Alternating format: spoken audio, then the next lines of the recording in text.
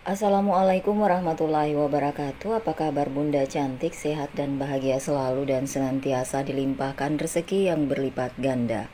Amin. Kehamilan berujung perceraian. Pada ulang tahun pernikahan kami, wanita yang disukai oleh suamiku menunjukkan foto USG di status media sosialnya. Dia juga menuliskan ucapan terima kasih untuk suamiku, laki-laki baik yang sudah menjagaku selama 10 tahun, memberiku seorang anak. Terima kasih. Aku sempat melotot dan berkomentar, sudah tahu cuma selingkuhan, tapi masih berani begini. Aku langsung menelpon suamiku dan memarahinya. Jangan punya pikiran aneh-aneh.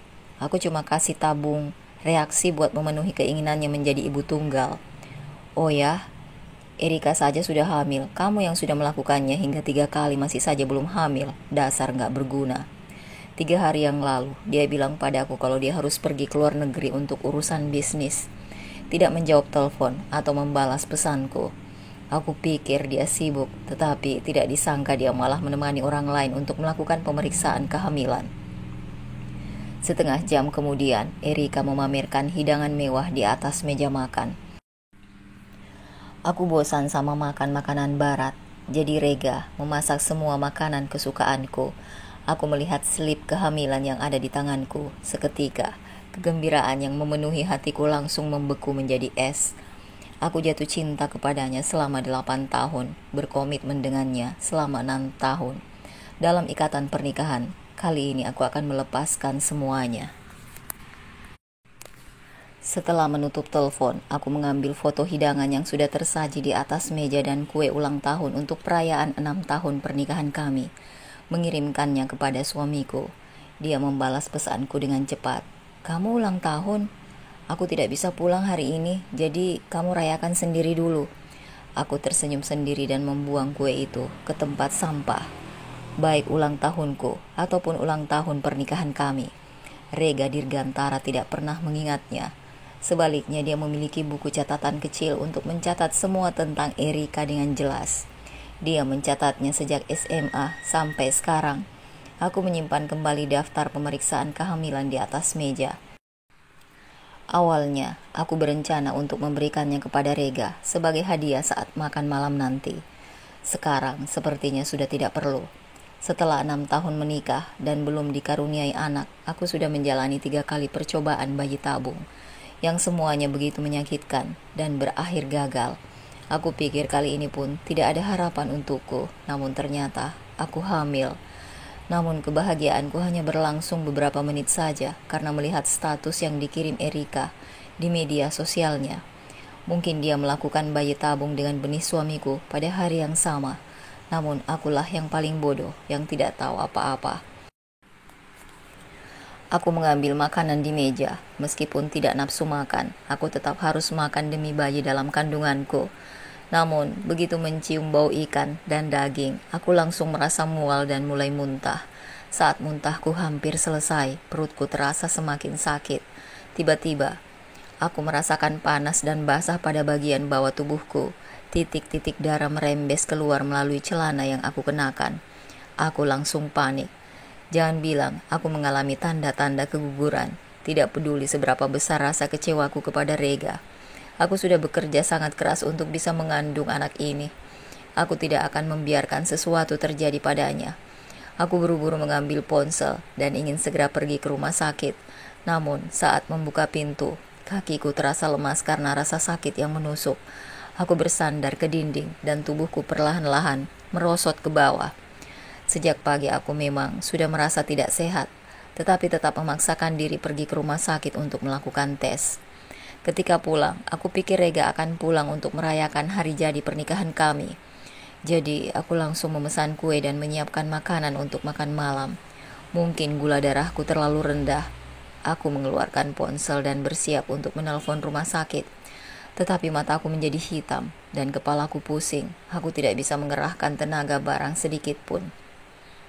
Pada saat itu pintu apartemen sebelah terbuka dan tetanggaku keluar. Dia terkejut saat melihat keadaanku yang menyedihkan dan langsung bergegas menolongku. Apa yang terjadi? Aku merasa lega dan memintanya untuk membawaku ke rumah sakit. Setelah melakukan pemeriksaan, ternyata aku memang mengalami gejala keguguran. Dokter meresepkan banyak obat dan memberi nasihat dengan nada yang agak serius.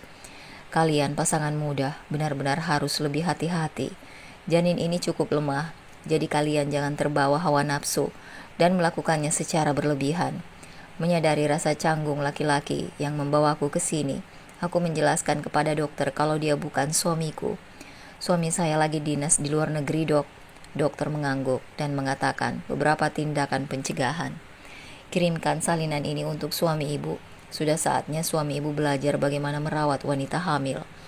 Aku hanya tersenyum pahit. Aku merasa bahwa tetanggaku ini sangat telaten, tetapi wanita lainlah yang akan dijaga olehnya. Aku harus menginap di rumah sakit selama beberapa hari untuk memulihkan kondisiku. Jason Rahmadi, tetangga yang membawaku ke rumah sakit, cukup ramah dan telaten. Dia berlari naik turun tangga untuk membantuku melakukan berbagai prosedur yang harus diurus. Kak, gak mau menelpon suamimu? Gerakan tanganku saat meminum air pun terhenti. Gak perlu, aku akan menceraikannya. Jason mengiyakan tanda mengerti dan tersipu malu. Aku sedikit lega dengan responnya ini. Maaf, aku harus gak bilang hal seperti itu kepadamu. Jason tersenyum cerah dan melambaikan tangannya sambil mengatakan tidak apa-apa. Hal itu membuatku teringat akan Rega yang sudah lama tidak menatapku. Setiap kali kami berbicara, dia selalu menatapku dengan tatapan tidak sabar atau cemberut, seolah-olah aku mengganggunya karena terlalu banyak bicara. Merasa bahwa aku tidak percaya kepadanya. Ponselku bergetar dan ada pesan masuk, menarikku dari lamunan. Rega mengirimkan sebuah foto syal sutra yang terbilang cukup jelek. Aku beli ini buat kado ulang tahunmu. Suka nggak? Aku melihat syal sutra yang memperlihatkan logo merek dan langsung membuka status media sosial Erika. Benar saja aku melihat tas Hermes barunya. Tas ini adalah obat dari rasa tidak nyaman ketika hamil. Terima kasih hadiahnya Rega. Aku langsung mencibir. Syal sutra ini benar-benar untuk. Sangat serasi dengan tas desainer yang mahal itu. Mungkin karena terlalu jelek untuk Erika, jadi Rega memberikannya padaku sebagai hadiah. Aku gak butuh, simpan saja buat lap tasnya Erika. Jawabanku langsung membuat Rega marah. Dia menelpon dan memarahiku. Apa kamu gak bisa bersikap lebih dewasa dan berhenti cemburu gak jelas? Aku dan Erika hanya saling terkait. Hubungan kami gak seperti yang kamu pikirkan. Kalau aku punya hubungan sama Erika, mana mungkin kamu bisa menikah denganku dan hidup bahagia? Hidup bahagia? Dua kata itu benar-benar membuat mataku berkaca-kaca. Aku jatuh cinta pada Rega di tahun kedua kuliahku, ketika Erika pergi ke Eropa untuk melakukan pertukaran pelajar. Saat itu kondisi keluarga Rega sangat biasa-biasa saja, dan aku tidak merasa mendapatkan keuntungan apapun. Setelah lulus, dia memulai bisnisnya sendiri, yang kelihatannya sangat sukses, namun pada kenyataannya dia harus berhemat di setiap aspek. Bahkan dia sering cemas dengan pengeluaran perusahaan yang sangat besar. Sampai 2 tahun lalu, bisnis yang dia jalankan mendapatkan prospek yang bagus. Namun aku sudah terbiasa berhemat dan tidak tega jika Rega harus bekerja sangat keras. Jadi aku tidak pernah boros dalam membelanjakan uang.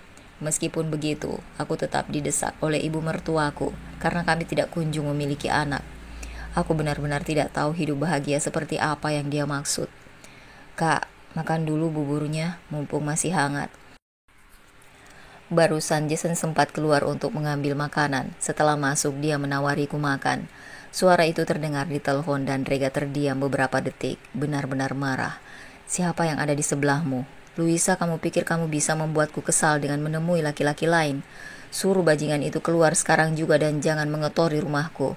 Aku tidak sanggup mendengarkan perkataannya lagi dan mengatakan kepadanya bahwa aku berada di rumah sakit karena sakit perut. Rega terdiam selama beberapa detik dan tiba-tiba tertawa. Oh, begitu, kamu benar-benar kekanak-kanakan. Melihat Erika sedang hamil dan perutnya gak nyaman, kamu menggunakan trik yang sama untuk menarik perhatianku. Jangan bilang kalau kamu juga hamil. Sikapmu yang seperti ini malah membuatku merasa lucu dan jijik. Aku mencengkeram ponsel dengan erat, memaksa diri sendiri untuk tidak marah, apalagi sedih. Janinku cukup lemah, jadi tidak boleh ada rangsangan berlebihan. Rega, aku gak lagi maksa kamu buat kembali. Bersenang-senanglah dengan Erika. Aku juga punya seseorang yang bisa menjagaku. Akan lebih mudah bagiku kalau bisa hidup tanpamu. Untuk pertama kalinya aku menutup telepon sebelum Rega menutupnya. Dia mengirim serangkaian pesan panjang yang isinya menyalahkanku karena bersikap sok dan membuatnya tidak senang. Dia juga memintaku untuk tidak menyesal dan memintaku tidak memohon padanya suatu saat nanti untuk meminta maaf dan mengakui kesalahanku. Aku langsung membuang ponsel ke samping dan mengambil bubur panas, memakannya dengan cepat. 2 hari kemudian, dokter mengatakan bahwa keadaanku sudah stabil dan sudah boleh pulang ke rumah. Jason bawa mobil untuk menjemputku. Aku bilang ini terlalu merepotkan karena aku bisa pulang naik taksi. Jason tersenyum cerah dan mengatakan bahwa bukan masalah besar bagi tetangga untuk saling membantu. Ada perasaan tidak nyaman di hatiku. Rega jarang mengantar atau menjemputku, namun dia akan mengantar atau menjemput Erika ketika Erika menelpon, tidak peduli seberapa jauh jaraknya. Bukannya kamu punya mobil? Apa kamu gak bisa nyetir sendiri? Aku hanya mengeluh, tapi malah berakhir dengan dimarahi olehnya. Erika gak punya SIM, jadi wajar saja kalau aku antar jemput. Apa kamu mau tanggung jawab kalau dia naik taksi dan bertemu orang jahat? Aku baru membuka pintu mobil dan berniat masuk ke kursi samping kemudi. Tetapi lenganku tiba-tiba ditarik dengan kuat. Rega berdiri di belakangku dengan wajah muram, membuatku ketakutan. Kenapa kamu bisa ada di sini? Aku tidak menerima pesan darinya dalam 2 hari terakhir. Mungkinkah Rega masih peduli denganku dan datang ke rumah sakit untuk menjemputku? Dia dengan dingin melirik Jason, nadanya sangat tidak bersahabat. Kamu masih berani bilang begitu? Aku pulang ke rumah dan disambut sama meja yang penuh sama piring berjamur dan bau menyengat. Loisa, sebenarnya apa sih yang kamu bisa? Ibu rumah tangga lain setidaknya punya tugas membesarkan anak-anak mereka dan melakukan tugas-tugas mereka dengan baik. Sudah gak bisa punya anak, apa kamu juga gak bisa melayani kebutuhan sehari-hariku? Tuduhan ini menghancurkan semua fantasi terakhirku. Aku melepaskan genggamannya dan berbicara dengan nada dingin. Bukannya aku sudah bilang kalau aku dirawat di rumah sakit? Sama istrimu sendiri yang lagi sakit saja kamu gak peduli. Kamu cuma bisa menyalahkanku karena gak bersih-bersih rumah. Rega menatapku dari atas ke bawah dengan sorot curiga. Aku lihat kamu sehat-sehat saja. Sakit dari mananya? Berhentilah berpura-pura. Untung saja ada Jason yang sering bolak-balik membawakanku sup dan suplemen kesehatan setiap hari. Karena itulah keadaanku bisa membaik dengan cepat. Ketika mendengar kata-kata Rega, Jason keluar dari mobil dan ingin membantuku menjelaskan situasinya. Aku menggelengkan kepala dan menghentikannya, memintanya pergi terlebih dahulu. Namun yang tidak aku duga adalah alih-alih mengantarkanku pulang untuk beristirahat, Rega justru memarkir mobilnya di luar bar. Malam ini, Erika akan mengundang teman-temannya untuk merayakan kehamilannya. Rega memotong perkataanku sebelum aku sempat mengatakan penolakanku. Dia ingat padamu dan ingin kamu datang untuk ikut merasakan kegembiraannya, jadi berhenti bersikap enggak peka begitu. Aku tertawa dingin dan mengiyakan perkataannya. Bagaimanapun, hatiku juga sudah mati. Pengacara perceraian pun sudah dihubungi. Aku tidak akan disakiti lagi oleh cara dan trik-trik yang dimainkan Erika. Duduk di dalam ruang pribadi, Erika yang berpakaian rapi datang terlambat. Aku sempat dirawat di rumah sakit selama beberapa hari dan tidak sempat menyiapkan penampilanku dengan baik. Jadi, keadaanku cukup berantakan. Sebaliknya, dia tampak seperti bunga yang menarik perhatian semua kumbang. Orang-orang yang datang pun memujinya tanpa henti. Pelukis cantik kita benar-benar terlihat sangat segar. Dia menolak banyak laki-laki hanya karena ingin menjadi ibu tunggal. Itu karena Erika punya uang dan waktu luang. Dia bisa membesarkan anak sendirian. Tidak seperti seseorang pengangguran yang bisanya cuma mengulurkan tangan dan minta uang sama suami.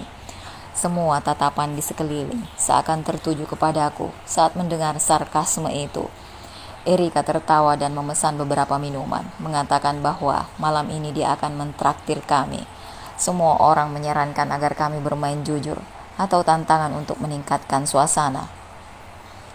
Ujung botol kosong pertama mengarah pada Erika. Dia berkata dengan cemberut, "Aku pilih jujur saja." Sahabatnya bertanya kepadanya, "Erika, kamu punya anak dari hasil tabung. Apa kamu akan membuat anakmu memanggil Rega sebagai ayah nantinya?" Erika mengusap-usap perutnya dan tersenyum ke arahku. "Kak Luisa, aku tahu kamu keberatan dan marah sama Rega dalam beberapa hari ini. Tapi kamu tenang saja, aku gak akan merusak rumah tangga kalian. Lagi pula, kamu juga tahu sendiri kalau aku ingin menikah dengan Rega. Mana mungkin kamu bisa tetap jadi istrinya. Tapi kalau kamu gak bisa punya anak, saat tua nanti aku akan minta anakku buat menghormatimu dan Rega. Kalau enggak, hari tuamu pasti akan sangat menyedihkan. Orang-orang di sekitar memujinya karena terlalu baik. Hatiku sangat tenang, bahkan aku tidak mengerutkan alis sedikit pun. Di masa lalu, terutama dalam 2 tahun terakhir ketika perusahaan Rega sedang naik daun, Erika tiba-tiba masuk ke dalam hidupku dan sering muncul di sisi Rega. Awalnya aku terkejut, marah, cemburu, dan kesal. Namun pilihan tegas Rega yang memilih Erika berulang kali dan memarahiku karena tidak bersikap pengertian, karena memfitnah mereka, sudah membuat hatiku mati rasa.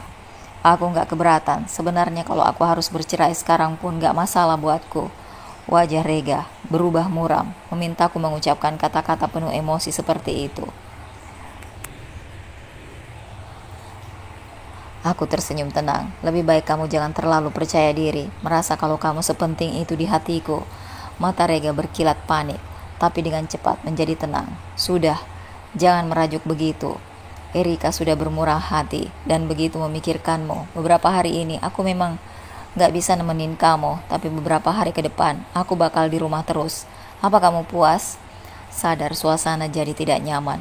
Orang di sebelah langsung menyarankan untuk memulai permainan selanjutnya. Kali ini ujung botol mengarah kepada aku. Aku akan memilih jujur, tetapi Erika tiba-tiba berbicara mendahuluiku. Aku sudah pilih jujur sebelumnya, jadi kamu pilih tantangan saja. Aku meliriknya dengan sorot dingin saat dia berulah. Tetapi itu bukan masalah. Pada akhirnya tugas yang aku dapatkan adalah mencium lawan jenis pertama yang aku temui saat keluar dari pintu. Tanpa mengucapkan sepatah kata pun, Rega mendorong 3 botol anggur ke depanku. Dia gak bisa melakukannya, jadi dia akan minum 3 botol. Semua orang tertawa terbahak-bahak dan setuju dengan perkataannya. Ada suamiku di sini, rasanya sangat tidak etis kalau aku mencium laki-laki lain. Namun aku langsung berdiri. Kenapa? Bukankah ini permainan? Erika ingin aku lakukan, aku juga bukannya gak bisa melakukannya. Rega tersentak berdiri. Ekspresinya langsung berubah menjadi sangat tidak senang. Luisa, kamu sengaja melawanku sampai begini? Aku benar-benar tidak mengerti. Dia memberikan tabung spermanya agar Erika bisa hamil dan tidak menganggap ini sebagai masalah besar. Dia ingin aku tidak membuat masalah karena hal ini. Kenapa dia jadi marah saat aku hanya melakukan permainan saja? Erika bergegas mendekati kami dan melerai pertengkaran kami. Sorot matanya entah disengaja atau tidak mengarah ke perutku. Kadar alkohol minuman ini cukup rendah, jadi nggak bahaya kalaupun kamu minum. Mendengar hal ini Rega menjadi makin marah dan langsung membuka tutup botol minuman itu, menyuapkannya ke mulutku. Semuanya sudah mencoba ngertiin kamu, jadi jangan merusak suasana. Aku tersedak, alkohol, dan banyak yang tumpah karena tindakan Rega yang terlalu kasar. Tumpahan itu mengenai mata dan wajahku. Aku langsung panik saat membayangkan janin di dalam perutku. Aku melangkah mundur mengibaskan tangan, mencoba melarikan diri. Tiba-tiba, sesuatu menyandung kakiku dan membuatku terjatuh dengan keras di lantai marmer ruang pribadi ini. Rasa sakit yang tajam menghantam pinggang bagian bawahku. Aku berteriak kesakitan sambil melindungi perutku. Wajah Rega terlihat sedikit khawatir. Dia mengulurkan tangan untuk menarikku sambil mengatakan, "Kamu cuma jatuh saja sudah seperti mau mati." Pada saat itu seruan terdengar di sekitar. "Darah! Ada banyak darah di lantai!" Rega terdiam selama beberapa detik lalu berjongkok dan memelukku. "Kamu cuma jatuh, kenapa bisa berdarah?" Aku mencoba untuk bangun, tetapi keringat dingin membanjiri tubuhku dan bibirku bergetar. "Panggil ambulans dan bawa aku ke rumah sakit." Erika menerobos kerumunan dan berjalan menghampiri. "Jangan berlebihan, teman-teman, mungkin dia cuma lagi datang bulan." Dia bilang aku berlebihan. Kalau tidak enak badan, aku bisa pulang dan istirahat dulu. Wajah Rega berubah menjadi kecewa. "Ternyata kamu gak hamil." Aku berniat menjelaskan, tetapi keram yang tajam di perut memaksaku untuk mengatupkan gigi dan menahan rasa sakit. Rega akhirnya menarikku berdiri sambil berjalan keluar. Dia mengatakan akan tetap menemani Erika dan memanggilkan taksi untukku. Begitu membuka pintu, aku bertemu dengan Jason. Dia bertanya-tanya kenapa aku bisa ada di bar.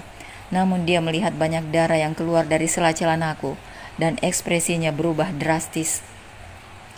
Kenapa perdarahan lagi? Bukannya dokter sudah bilang kalau kamu harus menjaga janinmu dengan baik? Dia berteriak begitu keras dan tergesa-gesa membuat Rega dan beberapa orang yang mengikuti kami tampak terkejut. Wajah Rega terlihat bingung hingga suaranya tergagap. Kamu hamil? Kamu nggak bohong kan? Jason mendekat dengan cepat dan menahan tubuhku yang gemetar. Sorot matanya begitu tajam. Suami macam apa kamu ini? Apa kamu nggak tahu kalau istrimu lagi hamil? Rega panik dan mengatakan kalau aku tidak memberitahunya. Jason berteriak dan memarahi Rega yang masih berdiri mematung, memintanya mengantarku ke rumah sakit. Situasi pun berubah kacau saat tiba di rumah sakit. Bajuku sudah basah oleh keringat dingin. Ketika dokter mengatakan kalau aku mengalami keguguran dan bayiku tidak bisa diselamatkan, air mataku mengalir deras. Rega panik, menarik para dokter dan mengatakan bahwa hal itu tidak mungkin, berteriak-teriak agar mereka melakukan penyelamatan kepada bayiku. Kami sudah melakukan bayi tabung sampai 3 kali dan akhirnya bisa punya anak. Wajah sang dokter juga terlihat suram, terlihat menahan diri untuk tidak marah. Sudah tahu kalau proses ini nggak mudah, kenapa nggak lebih hati-hati? Kamu membuat ibu hamil pergi ke bar dan main-main di sana. Kalimat ini seketika membuat wajah Rega memerah dan tidak bisa membalas. Setelah dokter pergi, dia setengah berlutut di samping ranjang rumah sakit dan menggenggam tanganku. Nggak apa-apa, kondisimu akan kembali pulih dan kita bisa mencobanya sekali lagi. Aku menarik tanganku dari genggamannya, memaksa tubuhku menahan rasa sakit dan kesedihan kehilangan seorang anak. Rega, aku nggak bisa punya anak lagi denganmu. Kita cerai saja. Rega terdiam, ekspresinya sangat sedih. Sayang, jangan bilang begitu. Aku juga nggak tahu kalau situasinya bakal begini. Kenapa kamu nggak bilang kalau kamu lagi hamil? Aku mencibir. Apa dia pikir aku tidak mau memberitahunya? Pada hari ulang tahun pernikahan kami, dia menemani Erika untuk melakukan pemeriksaan kehamilannya. Ketika aku keluar dari rumah sakit, tanpa mengucapkan sepatah kata pun, dia menyeretku ke bar untuk merayakan kehamilan Erika. Dari awal hingga akhir, dialah yang tidak memberiku kesempatan untuk mengatakannya. Bayi itu nggak bisa diselamatkan. Aku berpikir bahwa Rega akan mengiyakan dengan mudah. Bagaimanapun dia sangat menyukai wanita kesayangannya saat SMA. Tapi wanita itu tidak menghiraukannya. Sekarang aku sudah keguguran. Bukannya dia akan merasa sangat senang. Namun tidak disangka bahwa Rega terdiam selama beberapa saat dan tidak setuju dengan keputusanku. Sayang, kita sudah menikah selama 6 tahun. Kalau kita nggak saling mencintai, mana mungkin kita bisa bertahan selama ini. Aku tersenyum sinis dan memintanya untuk tidak terbebani dan berbahagia dengan Erika. Aku tidak akan membuat masalah atau mengatakan sesuatu yang tidak enak didengar. Aku yakin komplotan Erika tidak akan bicara macam-macam lagi. Sayang, aku minta maaf. Aku salah karena sudah mengabaikanmu akhir-akhir ini. Jangan dulu bahas cerai ya. Pikiranmu lagi kacau dan gak tenang, jadi ucapanmu juga mulai ngaco. Dia mengalihkan topik pembicaraan lalu mengatakan akan mengambilkanku makanan. Setengah jam kemudian dia kembali dengan membawa setumpuk besar belanjaan. Aku menoleh dan melihat ada olahan daging berlemak, hidangan penuh cabai dan bahan makanan yang membuatku alergi. Selama ini aku memang tahu bahwa Rega tidak mengingat apa yang aku sukai. Seketika, rasa dingin menjalar ke seluruh tubuhku. Sambil mendorong kotak makan siang itu, aku menolak. Rega mengerutkan kening dan memintaku untuk tidak marah-marah. Kamu punya banyak catatan tentang makanan kesukaan Erika yang tertulis di buku kecilmu itu. Apa kamu tahu kalau aku nggak makan terong? Karena saat makan terong, lidahku mati rasa dan bibirku bengkak. Rega tersipu malu dan mengatakan akan membelikan makanan lain. Pada saat itu pintu terbuka dan Jason masuk sambil membawa termos. Kak Loisa, aku bawakan sup buat tambah darah, makanlah selagi panas. Dia dengan hati-hati membuka tutupnya dan menyodorkan sendok ke tanganku. Seketika aroma yang menyengat menguar. Wajah Rega langsung berubah muram. Jason juga memperhatikan makanan yang dibeli Rega dan sedikit terkejut. Ada banyak restoran di dekat rumah sakit yang menyediakan makanan yang cocok untuk pasien. Tapi kamu hebat juga karena memilih makanan yang gak sesuai. Aku melihat Rega menggertakkan gigi dengan erat dan menahan diri sebelum marah. Dia hanya berkata dengan muram, bahwa setelah ini dia akan memasak untukku. Tidak perlu Jason ikut campur. Jason masih tidak mau mengalah, mengatakan kalau dia tidak tenang kalau tidak ikut campur. Aku merawat kakak dengan baik sampai keluar dari rumah sakit. Belum ada 1 hari dia sudah keguguran. Kamu gak bisa dipercaya. Rega mengerutkan kening dengan keras. Loisa itu istriku, kenapa sikapmu begini? Apa kamu gak tahu kalau kamu harus jaga jarak sama wanita yang sudah menikah? Aku meletakkan sendok di tangan dan bicara dengan nada menyindir. Kamu pikir kamu pantas bilang begitu sama orang lain? Siapa yang lebih keterlaluan darimu? Kamu memberikan tabung spermamu untuk wanita lain saja masih kamu anggap hal yang wajar. Mata Jason membelalak dan dia menatap Rega dengan sorot tidak percaya. Wajah hingga leher Rega memerah. Jika itu dulu, dia akan membanting pintu dan melangkah keluar.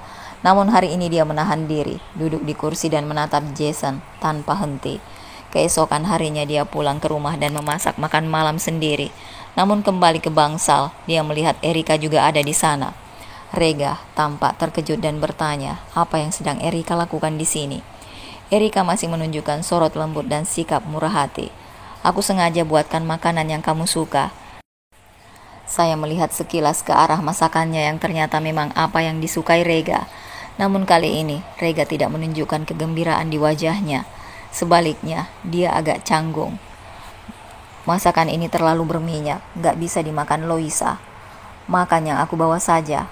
Melihatnya membawakan sup tonik dan menyajikannya di depanku. Erika mengerucutkan bibirnya dan tersenyum. Memang benar kalau orang sakit itu bikin orang lain merasa kasihan. Rega, dulu kamu bilang kalau kamu cuma mau masak untukku saja. Sekarang kamu membuat pengecualian untuk Kak Loisa juga. Aku tertawa dalam hati. Aku sudah merasakan trik semacam ini berkali-kali dalam kurun waktu 2 tahun. Awalnya aku sangat cemburu, hatiku cemas dan waspada. Sekarang aku hanya merasa semua trik ini sangat konyol. Kalau kalian ingin mesra-mesraan, kalian bisa pergi ke hotel. Ini rumah sakit, jadi biarkan pasien ini beristirahat. Aku merasa jijik, hingga ingin muntah. Mendengarku mengatakan itu, Erika sengaja menunjukkan ekspresi sedih. Kak Loisa, bisakah kamu berhenti memperkeruh hubunganku dengan Rega setiap saat? Namun kali ini Rega tidak langsung membelanya dan menegurku seperti yang dia lakukan sebelumnya. Sebaliknya dia menarik lengan Erika dan menyuruhnya pergi. Erika tidak bisa mempercayai apa yang dia dengar. Dia mengatakan bahwa dia sengaja datang kemari untuk membawakan makanan untukku, meskipun perutnya terasa sakit. Dia bilang bukannya berterima kasih. Aku malah menghinanya seperti ini. Mata Rega berkedip beberapa kali. Loisa itu pasien. Erika, kamu orang yang sabar dan murah hati. Kali ini giliranmu untuk sedikit mengalah kepadanya. Erika mungkin tidak menyangka akan mendapat jawaban seperti itu. Mulutnya ternganga terkejut, lalu memaksakan diri untuk tersenyum dan mengiyakan. Dia tidak akan membuat masalah dengan orang sakit. Ketika Erika sudah pergi, aku memakan sup yang dibawakan Rega dengan pelan. Rega langsung senang saat melihatku memakan makanan yang dia buat. Dia juga mengatakan akan membuatkannya lagi untukku di lain waktu. Aku tidak mengatakan apa-apa lagi. Setelah memulihkan diri di rumah sakit selama beberapa hari, dokter akhirnya mengizinkanku pulang. Hal pertama yang aku lakukan ketika sampai di rumah adalah melemparkan surat cerai yang sudah aku siapkan di depan Rega. Tanda tangan, aku gak menginginkan sepeser pun dari rumah, mobil, dan uang yang sudah kamu hasilkan selama 2 tahun terakhir. Sebelum perusahaannya bisa sesukses sekarang, sebelum aku berhenti bekerja untuk fokus pada persiapan bayi tabung kami, gajiku terbilang cukup lumayan. Semua uang ini diinvestasikan untuk rumah tangga kami dan untuk mendukung awal bisnis Rega. Jumlah 1,2 miliar akan dikembalikan kepadaku. Pembagian harta seperti itu, aku rasa cukup adil dan mudah bagi Rega. Uang 1,2 miliar bahkan tidak cukup untuk membelikan Erika semua jenis tas dan perhiasan desainer dalam 2 tahun terakhir. Rega mengambil surat cerai dan merobek-robeknya. Aku cuma kasih tabung spermaku buat Erika, biar dia bisa punya anak. Kenapa kamu malah mau cerai? Aku tidak punya minat untuk menjelaskan apapun terkait pertanyaan menyudut yang Rega lontarkan kepada aku. Dia tidak pernah merasa bahwa dia salah. Aku bisa mencetak ratusan surat cerai dalam 1 menit. Gak ada gunanya menghindar. Rega berdiri dengan marah, hingga kursi yang dia duduki terpental ke belakang. Dia mondar-mandir seperti orang gila, mencoba menenangkan diri. Sayang, Kalau kamu keberatan, aku bisa menulis surat perjanjian. Surat wasiat juga nggak masalah. Aku janji nggak akan mengakui anak Erika dan aku nggak akan kasih harta warisan buat anak itu. Kamu bisa menerimanya kan? Aku menghela nafas dalam-dalam. Kenapa dia tidak pernah mengerti bahwa harta benda bisa diwariskan? Itu tertulis dengan jelas di atas hitam putih. Namun bagaimana dengan perasaan? Apakah perasaan adalah sesuatu yang bisa ditolak? Begitu saja, dia menyaksikan anak itu tumbuh makin besar, bahkan menjadi makin mirip dengan dirinya. Darah lebih kental daripada air. Mana mungkin dia tidak akan luluh? Jika aku masih percaya dengannya, aku benar-benar orang paling bodoh di dunia. Rega, aku gak peduli siapa yang kamu jaga selama 10 tahun. Aku gak peduli dengan siapa kamu akan punya anak. Dan aku juga gak peduli untuk apa kamu menghabiskan uangmu. Aku mencintaimu selama 8 tahun. Bahkan rela bertahan dengan keterikatanmu yang tidak jelas dengan Erika. Aku melakukan itu karena aku berpikir aku gak akan bisa bertahan tanpamu. Tapi sekarang aku sadar kalau kamu gak sepenting itu di hidupku. Satu-satunya alasanku ingin bercerai karena hatiku sudah mati dan aku gak mencintaimu lagi. Sesederhana itu, kamu mengerti? Aku merasa tenang dan sangat sadar ketika mengucapkan kata-kata itu. Tidak ada permohonan seperti yang pernah aku katakan dulu, tangisan yang pecah atau rasa cemburu yang menggebu seperti sebelumnya. Rega juga menyadari akan hal itu dan seketika menjadi panik. Pada akhirnya, dia melarikan diri dengan alasan bahwa dia harus pergi ke kantor untuk mengurus sesuatu. Aku benar-benar tidak mengerti dia. Dulu dia tidak menghargaiku, sedangkan sekarang dia malah bersikap seperti ini. Bukankah dia bisa bersama Erika setelah bercerai denganku? Apa lebih menyenangkan jika memiliki istri dan wanita lain di luar sana dalam waktu bersamaan? Aku mengemasi barang bawaanku dan meletakkan surat cerai yang baru di atas meja. Tidak lupa aku juga meninggalkan sebuah catatan yang mengatakan kalau aku akan pindah. Sebenarnya aku tidak tahu harus pergi kemana. Orang tuaku ada di kampung dan sangat jauh dari sini. Aku juga sudah tidak menjalin kontak dengan teman dan rekan kerjaku setelah berhenti bekerja. Ketika aku tengah dilanda kebingungan, pintu lift terbuka dan Jason melangkah keluar dari dalam. "Kak Loisa, kenapa bawa koper?" Aku ragu-ragu sejenak, tetapi masih menceritakan semuanya kepada Jason tentang apa yang terjadi dalam 2 hari terakhir. Jason berdecak pelan. "Aku masih punya 1 rumah kosong. Kalau kamu gak keberatan, kamu bisa tinggal di sana dulu." Aku langsung mengiyakan dan mengatakan akan membayar uang sewa sesuai harga pasar, tetapi akan mencicilnya selama beberapa bulan. Aku masih harus cari pekerjaan, jadi gak mungkin bisa dapat uang sebanyak itu sekaligus. Jason menghampiri, mengambil koper dan ransel yang aku bawa dengan agak memaksa. "Kenapa sungkan begitu? Oh ya Kak Luisa, apa kamu ada rencana mau kerja apa?" Aku menggeleng pelan, bagaimanapun juga, sudah 2 tahun terakhir aku bekerja, jadi aku tidak punya gambaran. Jason mengatakan jika aku bisa mencoba bekerja di perusahaannya, dia juga bisa membantuku membuat surat rekomendasi. Benarkah? Jason, terima kasih banyak. Kalau aku diterima, aku akan mentraktirmu makan. Wawancara berjalan dengan sangat baik dan minggu depan aku akan mulai bekerja. Dalam beberapa hari terakhir, Rega terus menelpon dan mengirimiku pesan. Aku tidak menanggapi atau membalasnya, malah langsung memblokir nomornya setelah merasa kesal. Alasan kenapa aku tidak memblokir dan menghapus kontaknya adalah karena aku masih butuh dia untuk mengurus perceraian kami. Aku tidak tahu dari mana Rega mengetahui tempatku bekerja. Dia mulai menggangguku dengan cara yang berbeda. Hari ini, sebuah buket bunga dan cemilan sore yang sangat lezat diantarkan ke ruang kerjaku. Aku mengatakan kepada Rega kalau semua itu hanya akan dibuang ke tempat sampah, jadi dia tidak perlu repot-repot mengeluarkan uang untuk membelinya. Dia langsung menjawab, "Gak apa-apa, aku beli semua ini untukmu, jadi kamu bisa melakukan apapun yang kamu mau." Dia bahkan mengirimkan proses dia memilih bunga ke status media sosialnya. Tidak lupa menambahkan pesan yang menggelikan, "Bunga-bunga bermekaran setiap tahun. Aku harap hubungan kita juga akan bermekaran lagi." Kenapa memangnya kalau sudah menikah selama 4 tahun? Aku menyukai perasaan merayu dan mengejar istriku sendiri seperti ini. Kadang-kadang dia bahkan berada di depan gedung perusahaan berniat menjemputku pulang. Hal ini membuatku harus langsung menuju tempat parkir bawah tanah dan naik ke mobil Jason demi untuk menghindarinya. Aku tidak membuang apa yang dia berikan, melainkan membagikannya dengan rekan kerja yang lain. Rekan kerja wanita yang menerima bunga hari ini memegangi wajahnya dan mengatakan bahwa dia iri padaku. Kak Louisa, tolong ajari aku bagaimana caranya agar disukai banyak laki-laki.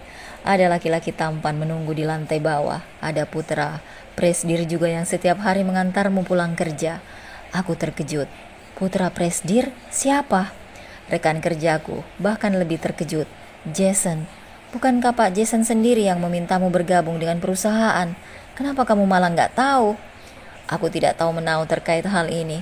Kalau dipikir-pikir, Jason tinggal sendirian di rumah sebesar itu pada usia yang masih begitu muda. Dia bahkan tinggal di apartemen saat masih kuliah. Jadi, dia pasti berasal dari keluarga yang tidak biasa. Terlepas dari semua itu, aku tidak pernah menyangka kalau dia adalah putra dari presdir perusahaan ini. Tepat setelah menyebut namanya, Jason memintaku pergi ke ruangannya. Ketika aku kembali tersadar, aku memang memiliki sesuatu yang penting untuk dilaporkan. Perusahaan Jason menghususkan diri pada barang antik dan harta karun kelas atas, tetapi dia telah membuka bisnis terpisah untuk seni modern.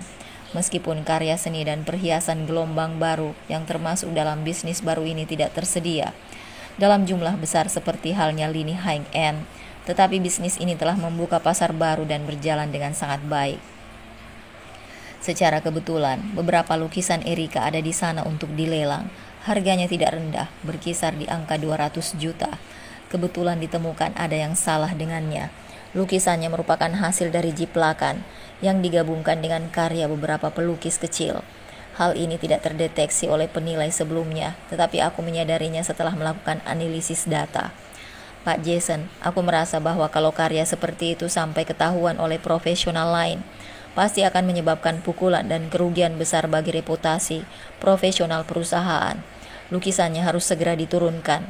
Jason menanggapinya dengan serius setelah mendengar hal ini. Dia segera meminta tim teknis untuk menilainya dengan hati-hati. Untuk sekali lagi, kalau apa yang kamu katakan benar, masalah ini nggak akan berakhir hanya dengan menurunkannya dari rak lelang. Kita harus membuat pelukis itu membayar pelanggaran kontrak. Tindakan semacam ini sudah melanggar kontrak. Aku mengangguk mengerti. Hal-hal selanjutnya bukanlah sesuatu yang harus aku khawatirkan. Setelah membahas hal penting, Jason berkata kepadaku sambil tersenyum. Bukannya aku sudah bilang, panggil aku Jason saja. Aku agak geli kalau dengar kamu memanggilku begitu. Aku menjawab bahwa ini di perusahaan, jadi panggilan tidak boleh sembarangan. Aku meledeknya, kalau nggak mau dipanggil Pak Jason. Apa aku harus panggil Tuan Muda Jason? Jason terdiam. Segera mengerti bahwa aku sudah mengetahui identitasnya. Dia menyentuh ujung hidungnya dengan sedikit malu, mengatakan bahwa dia tidak bermaksud menyembunyikannya. Dia hanya khawatir kalau dia mengatakannya aku akan menolak dan tidak akan melamar pekerjaan di perusahaan ini. Aku pun tertawa. Aku nggak mungkin sampai bersikap membosankan begitu. Apa yang lebih penting dari menghasilkan uang? Setelah berhasil mendapatkan gaji dan komisi bulan ini, aku bisa membayar sewa rumahnya. Namun setelah beberapa hari berlalu, aku tidak menyangka Erika akan menerobos masuk ke perusahaan dan membuat keributan. Dia mungkin datang sebagai mitra kerja perusahaan. Ketika menemukan meja kerjaku, dia berlari dengan marah. Sebelum dia sempat mengatakan sesuatu, air mata jatuh dari matanya. Louisa, kenapa kamu sampai mengincarku seperti ini? Kamu sengaja memfitnah lukisanku untuk menurunkannya dari rak lelang. Kamu menyalahgunakan kekuasaanmu. Wajahku langsung berubah dingin. Buang jauh-jauh tampang bodohmu yang menjual kesengsaraan itu. Aku gak akan terpancing. Tentu saja, aku tahu dia bukan melakukan ini untukku. Dia hanya mencoba untuk mendapatkan simpati dari orang-orang di sekitar. Sama seperti sekarang, meskipun rekan kerjaku tidak tahu apa yang sedang terjadi. Begitu mereka melihat penampilannya yang menyedihkan, mereka langsung mengerumuninya dan membujuknya dengan lembut. Aku tidak bisa bersikap ramah dan hangat seperti rekan kerjaku. Mengidentifikasi plagiarisme adalah penilaian profesional dari departemen lain. Aku nggak punya kemampuan untuk melakukan itu dan bersikap seenaknya di perusahaan. Erika masih tidak terima, mengatakan bahwa hanya ada beberapa elemen klasik dalam lukisan. Kalaupun ada kemiripan, semua itu dipinjam dari karya yang sudah ada sebelumnya. Aku menyebutnya sebagai penghormatan. Kamu bukan mahasiswa seni, mana mungkin kamu memahami hal ini? Jangan kira aku nggak tahu kalau kamulah yang pertama kali menuntutku karena plagiarisme. Perusahaan pasti mengikuti provokasimu hingga menyudutkanku seperti ini. Erika mengatakan semua ini sambil menangis, tangannya bertumpu pada perutnya yang sudah sedikit membesar. Bagaimana bisa sebuah perusahaan besar menindas seorang pelukis yang nggak punya latar belakang seperti itu? Saat ini, internet sudah sangat maju. Kalau kamu nggak minta maaf dan menaikkan lukisanku kembali ke rak lelang, aku akan menyuarakan keluhanku di sosial media. Dengan begitu, semua orang bisa melihat bagaimana kamu menindas seorang wanita hamil. Saat Erika mengatakan ini, raut wajah orang di sekitar langsung berubah. Erika menatapku dengan senyum puas di matanya. Merasa senang dengan situasi ini, detik berikutnya, lengannya ditarik dengan keras. Rega mengikutinya dan entah kenapa bisa masuk ke perusahaan. Dia menegur Erika dengan marah. Apa yang kamu lakukan di perusahaan, Loisa? Kamu mencoba membuat masalah untuknya. Dalam sekejap, aku menyadari bahwa Rega pasti sedang berada di lantai bawah dan berpura-pura sangat menyayangiku. Dia tidak menyangka akan melihat Erika di sini. Dia mungkin juga memperkenalkan dirinya sebagai suamiku kepada resepsionis. Karena itulah, dia bisa masuk. Erika juga terkejut dengan kehadiran Rega. Setelah kejutan itu, dia makin marah dan menceritakan lagi tentang aku yang menindasnya. Loisa selalu cemburu karena kamu bersikap baik padaku. Dia pasti berusaha memanfaatkan situasi ini untuk membalasku. Menghadapi sorot mata penuh gosip di sekitar, Rega merasa sedikit malu. Omong kosong apa yang kamu bicarakan? Loisa bukan orang seperti itu. Lagi pula, mana mungkin hal semacam ini bisa dilakukan oleh karyawan kecil seperti dia? Mata Erika membelalak kaget, seolah-olah dia baru mengenal Rega untuk pertama kalinya. Kamu benar-benar membelanya dan gak percaya padaku. Aku mengatupkan tanganku dan menatap dingin perdebatan keduanya. Jangankan Erika, bahkan aku pun sedikit terkejut karena Rega tidak pernah membela atau berada di pihakku sebelumnya. Jika ini terjadi di masa lalu, dia pasti sudah memarahiku habis-habisan. Erika, jangan terlalu sensitif. Kalau ada masalah, kita bisa bicarakan baik-baik. Tapi kamu malah menerobos masuk ke perusahaan dan membuat keributan gak jelas. Jangan melakukan hal yang memalukan seperti ini. Kata-kata ini terdengar sangat familiar bagiku. Sensitif, terlalu banyak berpikir, cemburu, penuh perhitungan, tidak pengertian. Itu adalah kata-kata yang sama yang biasa digunakan Rega untuk menuduhku. Erika terhuyung, seolah-olah dia tidak bisa menerima situasi ini. Siapa yang datang ke perusahaan untuk membuat masalah? Aku akan menelpon polisi. Aku menoleh ke arah suara itu dan ternyata Jason lah yang datang. Dia berdiri tepat di sebelahku dengan ekspresi yang sangat serius. Aku menyadari bahwa dia biasanya selalu tersenyum cerah dan ceria kepadaku. Namun jika dia tidak sedang tersenyum, auranya benar-benar sangat menindas. Erika menatapnya untuk beberapa saat sebelum akhirnya tersadar. Bukannya kamu yang mengantar Loisa ke rumah sakit? Bagus sekali. Jadi kamu datang untuk bekerja di perusahaan selingkuhanmu. Pantas saja kamu begitu sombong. Loisa, kamu bahkan belum bercerai, tapi sudah menjalin hubungan terang-terangan dengan selingkuhanmu. Apa kamu gak malu? Kata-kata ini membuat orang-orang di sekitar memandang Jason dan aku dengan sorot mata menuduh. Meskipun mereka tidak berani berdiskusi secara langsung. Mata mereka saling menatap satu sama lain dan menyiratkan tuduhan. Sorot mata beberapa orang penuh dengan penghinaan. Beberapa menunjukkan rasa jijik di wajah mereka. Ada juga yang jiwa gosipnya langsung terbangkitkan. Diam-diam mengambil ponsel dan mengetik dengan panik. Dia melirik perutku dengan sorot mencibir, lalu berkata dengan sengaja, "Jangan bilang hubungan kalian sudah sampai tahap itu. Apa bayi yang keguguran itu anak dari selingkuhanmu? Karena kamu takut masalah ini terbongkar, jadi kamu sengaja menggugurkannya. Kamu ingin mendapatkan simpati dan rasa bersalah Rega. Benar begitu?" Tamparan Rega menghantam wajah Erika dengan keras. Kekuatan pukulan itu begitu kuat sampai membuat Erika terhuyung mundur dan hampir jatuh. Rekan kerja yang takut terjadi sesuatu kepadanya langsung bergegas untuk mendukungnya. Erika menutupi separuh wajahnya yang seketika menjadi merah dan bengkak. Amarahnya benar-benar meledak. "Rega, apa kamu manusia? Aku mengandung anakmu di dalam perutku." Rekan-rekan di sekitarnya langsung bergidik saat mendengar ini. Jumlah informasi yang mereka terima dalam beberapa menit ini terlalu banyak. Rega tersipu dan berteriak dengan marah. "Jangan mengatakan sesuatu yang bisa buat orang lain salah paham. Aku hanya memberimu tabung spermaku agar kamu bisa punya anak. Aku nggak selingkuh dan tidur denganmu. Jangan merusak hubunganku dengan istriku.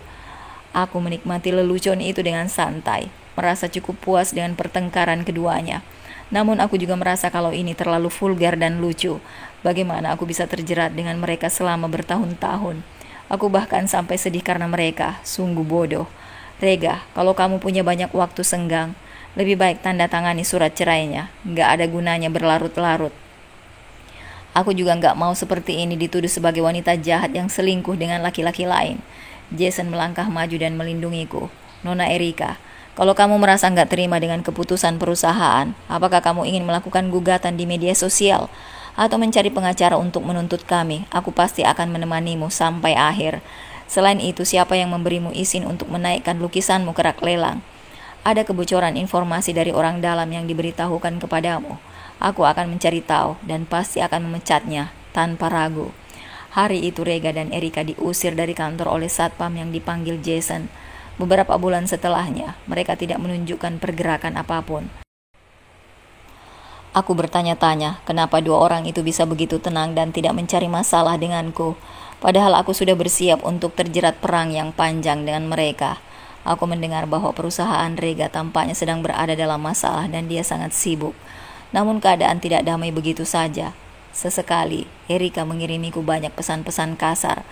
Dia bertanya kepadaku apakah aku mengatakan sesuatu kepada Rega lagi, memaksa Rega untuk mengambil kembali rumah studio yang Rega berikan kepadanya.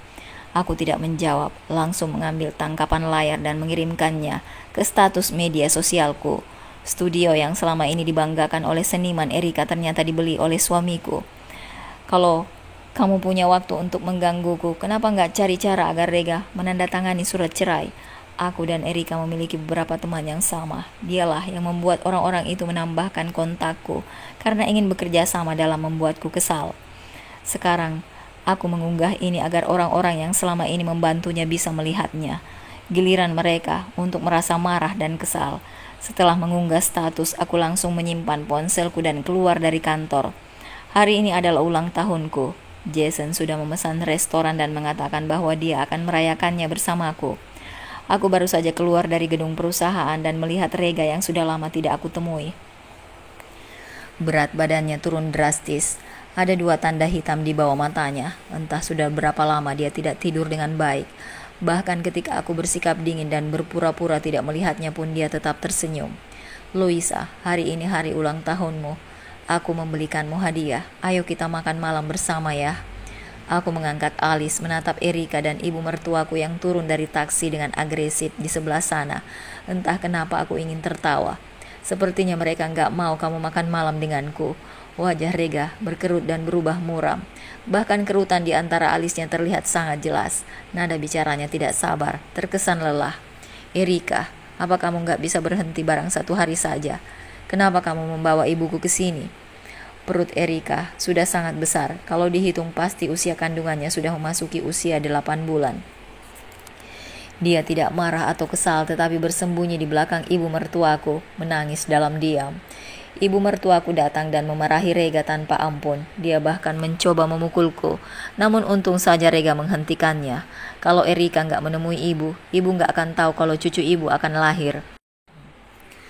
Jampi-jampi apa yang diberikan wanita mandul ini kepadamu, sampai kamu melindunginya seperti ini?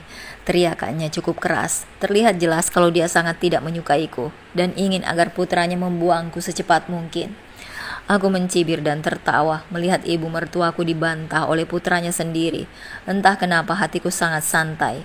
Dulu, setiap kali ibu mertuaku mengejekku, meremehkanku dan menyulitkanku, Rega pasti akan membantunya, sementara aku hanya bisa diam dan mengalah. Sekarang aku bahkan tidak menginginkan Rega lagi, apalagi wanita tua yang menyebalkan ini. Ibu, ini masalah antara aku dan Louisa. Ibu gak tahu apa-apa, jadi gak usah ikut campur. Ibu mertuaku sangat marah, dia menangis dan berteriak akan bunuh diri. Kalau aku gak bisa punya cucu, keturunan keluarga kita akan terputus. Apa gunanya aku hidup? Taman tempat perusahaanku ini berada di area yang sangat sibuk. Sekarang adalah puncak dari waktu pulang kerja. Mereka yang lewat pun menyaksikan hal memalukan ini secara gratis. Rega yang wajahnya sudah memerah, buru-buru menarik ibunya untuk masuk ke dalam mobil. Ibu mertuaku tidak mau menyerah, menyentakkan tangannya dan kakinya untuk membuat keributan. Erika bergegas menghampiri dan berusaha membujuk, sementara aku mundur beberapa langkah. Detik berikutnya, Erika mengaduh, bergegas ke tempatku berdiri dan terjatuh. Untung saja aku sudah mundur lebih awal, kalau tidak kita akan saling menarik dan mungkin aku akan disalahkan karena membuatnya jatuh. Tanpa tubuhku sebagai penyangga, jatuhnya Erika menjadi sangat keras. Wajahnya terlihat tidak mengenakan dan dia berkeringat dingin. Dia terus menutupi perutnya dan menjerit kesakitan. Melihat tetesan darah yang mengalir pelan di antara kedua kakinya, Rega dan ibu mertuaku akhirnya tidak lagi berdebat. Keduanya membantu Erika masuk ke mobil dan membawanya ke rumah sakit. Saat melihat mobil yang melaju dengan tergesa-gesa itu, depresi dan tekanan yang selama ini membebani hatiku lenyap dalam sekejap. Mungkin karena aku tahu bahwa aku akhirnya bisa menjauh dari orang-orang ini. Itu adalah hadiah ulang tahun terbaik yang pernah Tuhan berikan padaku. Benar saja, Erika melahirkan seorang anak laki-laki secara prematur. Bayi itu sehat dan tidak ada kelainan apapun. Rega akhirnya menandatangani surat cerai. Saat berjalan keluar dari kantor catatan sipil, dia memanggilku dengan penuh kepasrahan. "Loisa, apa kamu sudah lama selingkuh sama Jason? Karena itulah kamu bersikeras memaksaku untuk bercerai." Aku mengatakan kepadanya bahwa aku memang sudah tahu kalau ada tetangga baru yang pindah ke rumah sebelah. Namun pembicaraan pertama aku dan Jason terjadi pada hari di mana aku pergi ke rumah sakit saat hampir mengalami keguguran. Aku menjawab dengan tegas dan berani. Bahkan jika dewa yang menanyakan ini kepada aku, jawabanku akan tetap sama. "Rega, bagaimana denganmu? Benarkah kamu hanya menjaga Erika dan gak melewati batas sedikit pun saat menghabiskan waktu bersamanya dalam beberapa tahun terakhir?" Mulut Rega terbuka dan ingin mengatakan sesuatu, namun sebelum dia sempat berbicara, aku sudah memotongnya. "Kamu gak perlu jawab, aku sudah punya jawabannya di dalam hatiku. Jadi, jangan membodohi dirimu lagi." Erika adalah seorang ahli. Dulu dia tidak menggubris keberadaan Rega, yang saat itu masih tidak punya apa-apa. Setelah bisnis Rega sukses, dia kembali sebagai wanita yang disukai Rega. Ditambah lagi dia juga tidak tidur dengan Rega secara langsung. Hal ini membuat laki-laki berpikir bahwa dia sangat mandiri dan polos. Taktik ini sangatlah brilian. Sayangnya sejak lukisan-lukisannya dianggap plagiat dan studionya disita, Erika jadi panik. Makin dia berusaha keras untuk mempertahankan Rega, makin Rega tidak menghargainya. Sama seperti yang dilakukan padaku sejak awal. "Rega, aku gak berutang apa-apa padamu, tapi kamu sangat bersalah kepada aku." Setelah menjatuhkan kalimat itu, aku melambaikan tangan ke arah Jason, dan mobil pun berhenti di sebelahku. Rega berdiri diam untuk waktu yang lama. Saat sosoknya menghilang di kaca spion mobil, dia pun menghilang sepenuhnya dari duniaku. Setahun kemudian aku hamil dan pergi ke rumah sakit untuk melakukan pemeriksaan kehamilan. Aku tidak menyangka akan bertemu dengan Rega lagi di sini. Dia pucat dan kurang terawat. Terlihat ada beberapa noda darah di kemejanya yang kusut. Saat ini dia tengah mengikuti ranjang dorong di sebelahnya. Aku hanya berjalan melewatinya, menoleh sekilas dan melihat Erika terbaring di tempat tidur, dalam keadaan berlumuran darah dan mengerang kesakitan. Meskipun tidak peduli, itu adalah situasi yang membuatku penasaran. Aku bertanya kepada seseorang, dan jawabannya aku dapatkan sangat mengejutkan. Erika dan Rega bercerai, namun ini bukan perpisahan yang cukup baik seperti yang terjadi padaku. Kamu mungkin gak tahu kalau anak Erika itu bukan anak Rega. Gosip yang beredar di luar sana membuat pikiranku panas. Tanpa ditanyakan pun semua jawaban terlontar dengan jelas. Ternyata perusahaan Rega sudah bangkrut. Erika terbiasa hidup mewah dan tidak bisa menjalani kehidupan biasa. Jadi dia mengajukan gugatan cerai. Rega dan ibunya berusaha mendapatkan hak asuh anak, namun Erika mengejeknya dan mengatakan bahwa anak itu bukan anak Rega. Erika benar-benar luar biasa. Dia berpura-pura suci dan polos, tapi sebenarnya dia suka main-main. Gak tahu siapa ayah kandung dari anak itu, tapi pada akhirnya dia minta Rega buat tanggung jawab. Aku baru sadar, pantas saja dia sengaja terjatuh saat itu. Awalnya aku hanya mengira dia mencoba menjebakku, tapi sekarang sepertinya alasan dia melakukan itu karena bayinya sudah hampir lahir. Dan dia harus menciptakan situasi bahwa bayinya harus lahir prematur. Aku menyentuh perutku yang sudah membesar dengan penuh emosi. Mungkin karena benih Rega tidak bagus, jadi upaya bayi tabung yang kami lakukan gagal berulang kali. Bahkan janin yang aku kandung saat itu sangat lemah. Namun Erika yang mendapatkan tabung sperma itu bisa hamil dengan mudah. Ternyata itu karena bayi yang dikandungnya bukan anak Rega. Hatinya sangat licik. Bagaimanapun Rega sudah menghidupi dia dan anaknya cukup lama. Tapi dia malah bilang kalau Rega pengecut dan gak pantas menjadi ayah dari anaknya. Dia juga bilang kalau dia sangat cantik dan akan mencari laki-laki bodoh yang kaya. Pada akhirnya, emosi Rega meledak dan dia membuat wajah Erika jadi rusak. Mereka berdua saling menyiksa. Lelucon tentang mereka berdua bahkan gak selesai kalau dibahas di grup keluarga selama 3 hari 3 malam. Jason mengupas jeruk bali merah di depanku dan menyimpan ponselku. Kata dokter, kurangi bermain ponsel, gak baik buat kamu dan perkembangan anak kita. Entah karena dia pernah melihatku